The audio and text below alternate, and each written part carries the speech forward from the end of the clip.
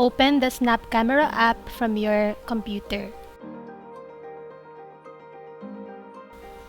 On the search bar, type background and press enter. Click Custom Background. Click Select Image.